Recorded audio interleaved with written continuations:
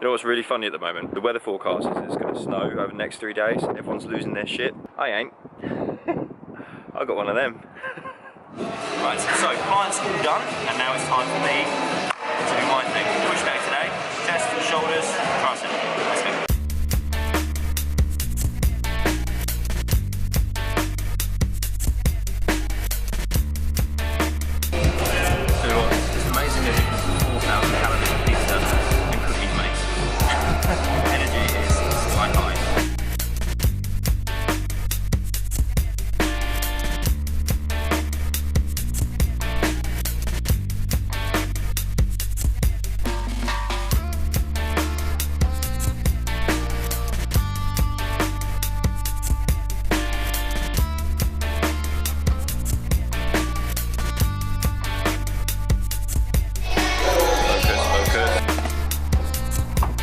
Right, so now the workout's done, got to take a little stroll to Tesco's because I've got the wraps that you saw me prepare earlier, but I forgot to bring a salad with me.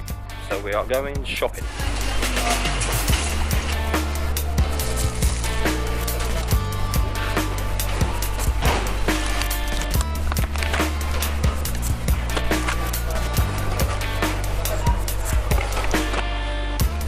While we're here, I think it makes a little bit of sense if I grab some bits for the 20k.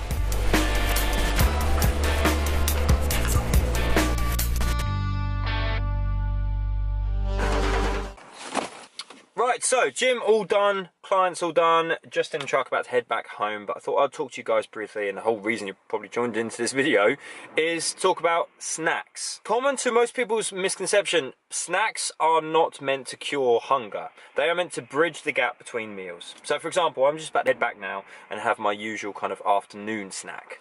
And I'm hungry, and after I eat my snack, I'm still going to be hungry. The only difference is the level of that hunger is going to take the edge off of it. And this is what people don't consider when it comes to snacking. They will eat something and then go, oh, I'm still hungry. And then they'll have something else.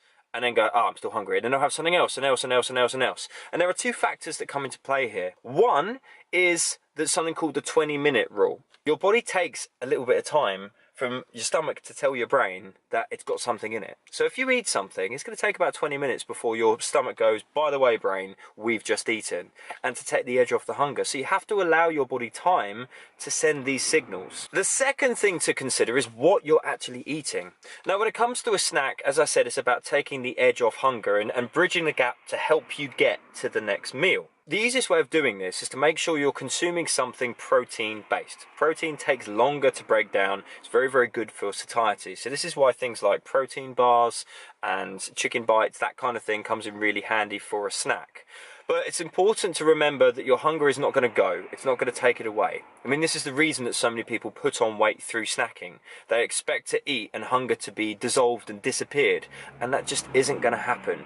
You're going to still be hungry after a snack because it's not a meal. It's not a main meal. And you need to remember that. Now, the numbers vary for everybody, but my advice with regard to snacking is just to vary between about 100 to about 200 calories max. That way, if you're only having 2 snacks per day, it's only adding maybe 400 calories onto your daily intake. If you're a woman, I'd probably recommend edging closer to the 100 calorie mark, something like a Fibre One bar. Hell, even go for something like a 0 calorie jelly can always be beneficial. I know I've spoken about these before.